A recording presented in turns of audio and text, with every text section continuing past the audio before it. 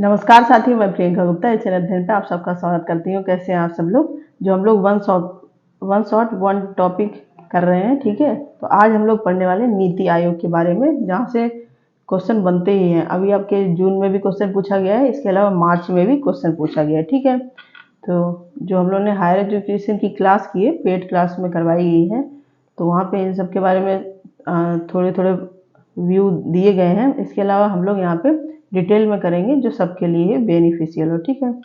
तो सबसे पहले तो है कि जो प्लानिंग कमीशन था उसको ही आपको 2015 में बदल के क्या बोल दिया गया, नीति आयोग। इसके बाद हम लोग इसके बारे में देखते हैं। तो ये कब बना था? 1 जनवरी 2015 को जो योजना आयोग, किसको? प्लानिंग कमीशन को स्थान एक नई संस्था नीति आयोग ने ले ली थी। मतलब योजना आयोग को कन्वर्ट कर दिया गया नीति आयोग में। सहकारी संघवाद की भावना को प्रतिनिधित्व करते हुए अधिकतम शासन, न्यूनतम सरकार के दृष्टिकोण की परिकल्पना के लिए नीचे से ऊपर दृष्टिकोण पर जोर दिया गया, ठीक है। कभी कभी ये क्वेश्चन पूछ लेते हैं कि नीति आयोग में जो सिस्टम वर्क करता है वो कैसे बॉटम टू अप करता है, ठीक है। अब नीति आयोग के मेंबर कौन कौन होते हैं, कितनी चीजें इसमें होती हैं, इन सब के बारे में हम लोग देखेंगे। तो अध्यक्ष आपके होते हैं प्रधानमंत्री, ठीक है। उपाध्यक्ष कौन होते हैं? प्रधानमंत्री द्वारा ही कोई नियुक्त किया जाएगा उपाध्यक्ष। इसके बाद गवर्निंग काउंसिलिंग सभी राज्यों के मुख्यमंत्री और केंद्र शासित प्रदेशों के उपराज्य, ठीक है। तो अगर आपसे पूछा है गवर्निंग काउंसिलिंग में कौन कौन आता है, तो जितने भी राज्य हैं उनके मुख्यमंत्री और केंद्र शासित प्रदेशों के राज्यपाल, ठीक है। क्षेत्रीय परिषद में कौन कौन लोग आते हैं? विशिष्ट क्षेत्रीय मुद्दों को संबोधित करने के लिए इनमें मुख्यमंत्री, उपराज्यपाल शामिल होते हैं, जिनकी अध्यक्षता प्रधानमंत्री या उनके नामित व्यक्ति करते हैं, ठीक है। तो ये नीति आयोग के मेंबर हैं, आपको इनके बारे में पता होना चाहिए। इसके बाद है तदर्थ सदस्यता, एडहॉक मेंबरशिप भी होती है, जिसमें प्रमुख अनुसंधान संस्थानों से रोटेशन के आधार पर पदेन क्षमता में 2 सदस्य होते हैं, ठीक है। इसके पदेन सदस्यता, एक्स ऑफिशियो मेंबरशिप, केंद्रीय मंत्रिपरिषद से अधिकतम 4 लोग प्रधानमंत्री द्वारा नामित किए जाते हैं, वो पदेन सदस्यता पे होते हैं। इसके बाद है मुख्य कार्यकारी अधिकारी जो होते हैं, भारत सरकार के सचिव के पद पर एक निश्चित कार्यकाल के प्रधानमंत्री द्वारा नियुक्त किया जाता है, ठीक है। जो चीफ एग्जीक्यूटिव ऑफिसर होता है वो भी प्रधानमंत्री के द्वारा ही भारत सरकार के सचिव के पद पर एक निश्चित कार्यकाल के लिए नियुक्त किया जाता है। तो सबकी नियुक्ति कौन करता है? प्रधानमंत्री, क्योंकि अध्यक्ष नीति आयोग के कौन होते हैं? प्रधानमंत्री। तो अगर आपसे पूछा जाए कि इस समय नीति आयोग के अध्यक्ष कौन है, तो कौन है? नरेंद्र मोदी, ठीक है। इसके बाद हम लोग देखते हैं कि क्या क्या चेंजेस हुए। नीति प्लानिंग कमीशन में क्या था, फिर नीति आयोग बनाए गए तो क्या चेंज हुए। इसमें है कि it serve as a advisory think tank, इसको थिंक टैंक भी बोलते हैं। एक क्वेश्चन ये भी पूछा जाता है कि नीति आयोग को क्या और नाम से जानते हैं, तो इसको थिंक टैंक के नाम से भी जानते हैं, ठीक है। इसमें क्या था? एक्स्ट्रा कॉन्स्टिट्यूशनल बॉडी के रूप में कार्य करता था। इसमें एडवाइजरी थिंक टैंक के रूप में एक काम करता है। It draws membership from wider expertise, it has limited expertise. इसमें बहुत अलग अलग एरिया से जो एक्सपर्ट हैं उनको इसमें मेंबर बनाया जाता है, ठीक है। जबकि प्लानिंग कमीशन में ये चीज़ कम हुआ करती थी, ठीक है। It serve in spirit of cooperative federalism as state are equal partner, मतलब ये फेडरलिज्म के रूप में मिलजुल के काम करती है।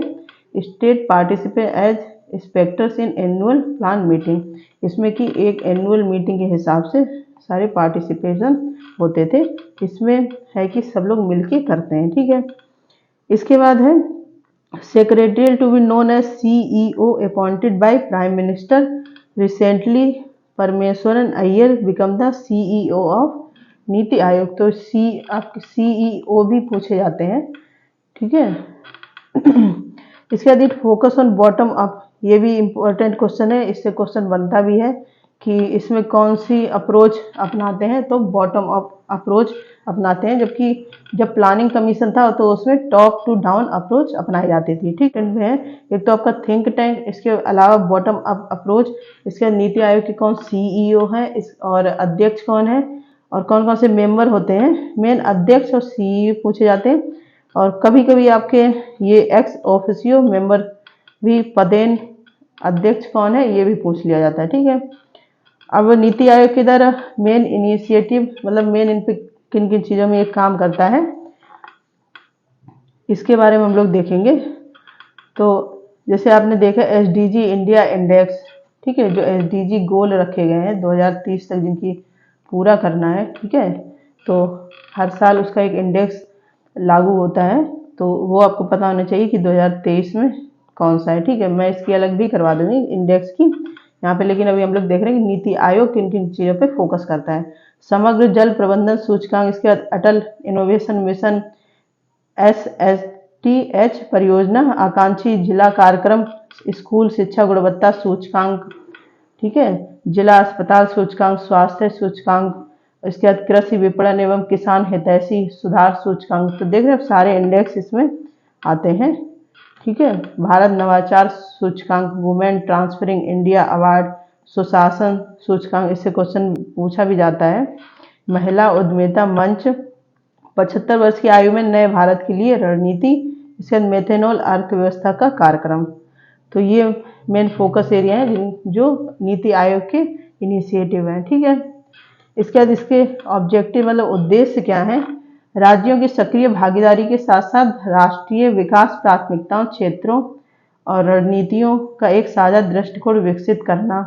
ठीक है, मतलब राष्ट्र में जितनी भी पॉलिसी या कुछ लागू की जाती है तो जितने भी राज्य हैं सब लोग मिलजुल कर कैसे उस पर काम करते हैं और उस रणनीति को फॉलो करते हैं। ठीक है, राज्यों के साथ निरंतर आधार पर संरचित समर्थन पहल और तंत्र के माध्यम से सहकारी संघवाद को बढ़ावा देना, ये मानते हुए कि मजबूत राज्य एक मजबूत राष्ट्र बनता है। उनका मानना है कि राज्य जब मजबूत होगा तब, जैसे सारे राज्य मजबूत हैं, सब अपने हिसाब से मिलजुल के काम कर रहे हैं अपने हिसाब से, मतलब जो भी नियम बनाए गए जिस प्रकार से, तो अपने आप जो राष्ट्र है वो मजबूत होगा। ग्रामीण स्तर पर विश्वसनीय योजनाएं तैयार करने, इन्हें सरकार के उच्च स्तरों पर उत्तरोत्तर एकत्र करने के लिए तंत्र विकसित करना। ठीक है, ग्रामीण स्तर से लेके फिर ऊपर जो भी है ग्रामीण है, फिर आपका तहसील, ठीक है, जिला, उनको अच्छे स्तर पर ले जाना। ये सुनिश्चित करने के लिए कि जिन क्षेत्रों को विशेष रूप से संदर्भित किया गया है उनमें राष्ट्रीय सुरक्षा के हितों को आर्थिक रणनीति और नीति शामिल किया गया है। ठीक है, मतलब जिन जिन एरिया में जो जिन नीति की बात कही गई है उनकी पूरी रणनीति बनी है, प्लानिंग बनी है, उस हिसाब से काम किया जा रहा है। ठीक है, हमारे समाज के उन वर्गों पर विशेष ध्यान देना जिन्हें आर्थिक प्रगति की पर्याप्त लाभ न मिलने का खतरा हो सकता है, मतलब जो समाज के वंचित एरिया हैं या वंचित लोग हैं उन पे मेन फोकस करना। ठीक है, तो जैसे जो ये इनिशिएटिव है इनके आधार पे ही सारी चीज़ें यहाँ ऑब्जेक्टिव के हिसाब से रखी गई हैं। ठीक है, रणनीति, दीर्घकालिक नीति और कार्यक्रम ढांचे पहलों को डिजाइन करना और उनकी प्रगति, उनकी प्रभावकारिता की निगरानी करना, मतलब उनका स्ट्रक्चर पूरा बनाना, जो भी नीतियाँ हैं, जो भी पॉलिसी हैं। ठीक है, और मतलब शॉर्ट टर्म के लिए भी बनाना और लॉन्ग टर्म के लिए बनाना। ठीक है, और उनका प्रभाव देखना, उन पर निगरानी भी रखना, अगर कुछ मॉडिफिकेशन की आवश्यकता है तो मॉडिफिकेशन भी कर सकते हैं। ठीक है, इसके बाद प्रमुख हितधारकों, राष्ट्रीय अंतर्राष्ट्रीय समान विचार वाले थिंक टैंकों के साथ शैक्षणिक और नीति अनुसंधान संस्थानों के लिए सलाह प्रदान करना और साझेदारी को प्रोत्साहित करना। ठीक, तो ये सारी चीज़ें हैं। अंतर्राष्ट्रीय विशेषज्ञ हैं, उद्यमशीलता मतलब इकोनॉमी को कैसे आगे बढ़ा सकते हैं, उस सब पे भी एक्सपर्ट लोग मिलके काम करेंगे, एक कम्युनिटी में काम करेंगे।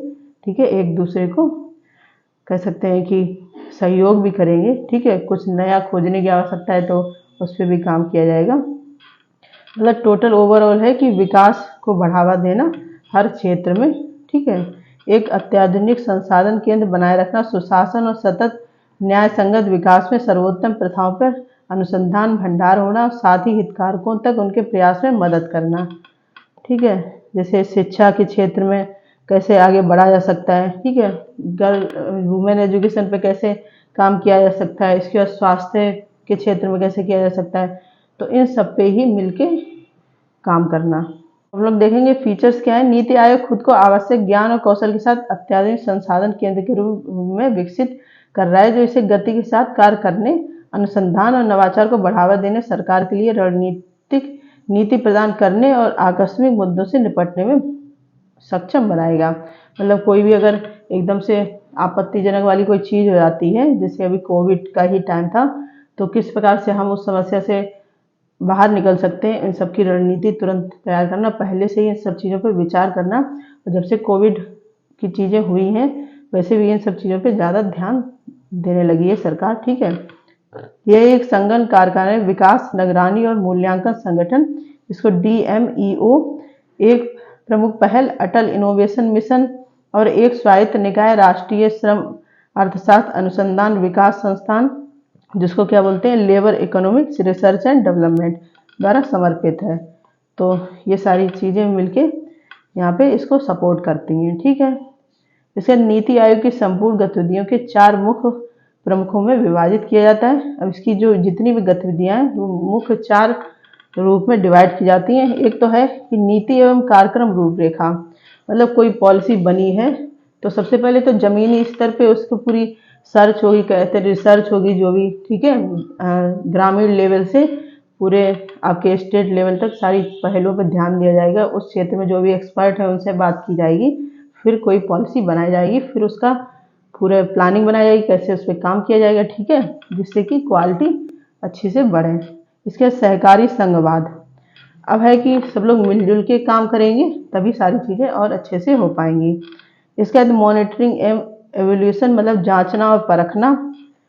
ठीक, कहीं पे अगर किसी को कोई हेल्प की आवश्यकता है वो भी करेंगे एक दूसरे से, इसलिए यहाँ पे कोऑपरेटिव की बात की गई है कि एक दूसरे का सहयोग करेंगे तो एक दूसरे के ऊपर निगरानी भी रखेंगे। जैसे टीचर एजुकेशन में ही होता है कि सेल्फ असेसमेंट होता है, पीयर टू पीयर असेसमेंट होता है, सेम वही यहाँ पे प्रोसेस अपनाया गया है।